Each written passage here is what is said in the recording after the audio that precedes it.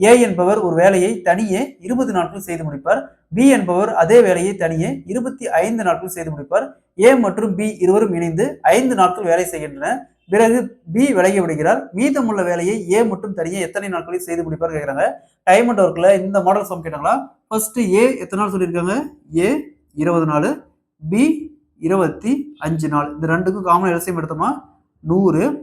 So இந்த 20 எத்தனை time இருக்குன்னா 100 வரும் 5 டைம். அதே மாதிரி இந்த 25 எத்தனை டைம் இருக்குன்னா 100 வரும் 4 டைம். இந்த 5ங்கிறது ஏ ஒரு நாளைக்கு செய்யக்கூடிய வேலை, 4ங்கிறது பி ஒரு நாளைக்கு செய்யக்கூடிய வேலை. ரெண்டையும் ஆட் பண்ணா 9. 2 பேரும் சேர்ந்து ஒரு நாளைக்கு 9 வேலை செய்யறாங்க. எத்தனை நாள் வேலை செய்யறாங்க? 5 நாள் வேலை செய்யறாங்க. அப்போ 9 × 5 = 45. ஸோ 2 பேரும் சேர்ந்து 5 நாளில் 45 வேலை செஞ்சு முடிச்சிருக்காங்க.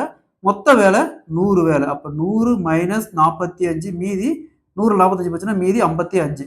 ஸோ மீதி வேலை பார்த்தோம்னா 55 இருக்கு. ஸோ அதை ஏ மட்டும் தனியா செஞ்சு முடிக்கிறாரு. அப்போ ஏ ஒரு நாளைக்கு செய்யக்கூடிய வேலை பார்த்தோம்னா 5. ஸோ 55 / 5 அப்படியே கேன்சல் பண்ணா 11. ஸோ அப்போ ஏ மட்டும் தனியா மீதி இருக்கிற வேலையை 11 நாள் 11 நாள்ல செஞ்சு முடிப்பாரு.